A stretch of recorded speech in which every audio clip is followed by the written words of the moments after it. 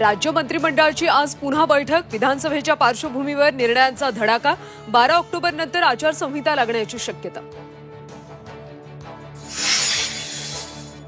हर्षवर्धन पाटील आज भूमिका जाहीर करण्याची शक्यता. इंदापुरात हर्षवर्धन पाटलांची पत्रकार परिषद. पाटलांच्या दोन्ही मुलांनी व्हॉट्सअॅप स्टेटसला ठेवली तुतारी. शरद पवार आज सांगली दौऱ्यावर. गडकरी आणि पवार एकाच मंचावर. सांगलीत पवारांची पत्रकार परिषद.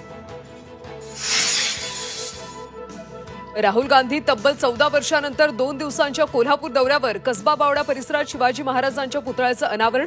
राजर्षी शाहू महाराजांच्या समाधीलाही भेट देणार. विशाळगड प्रकरणी विनाकारण जबाबदार धरलं. गडावरची दुर्गंधी अतिक्रमण हटवणं हाच हेतू होता. संभाजीराजे छत्रपतींची खंत. मराठी भाषेला अभिजात भाषेचा दर्जा. महाराष्ट्र विधानसभा निवडणुकीच्या पार्श्वभूमीवर केंद्र सरकारचा मोठा निर्णय. तर पंतप्रधानांकडून देखील एक्स पोस्टद्वारे मराठीत शुभेच्छा.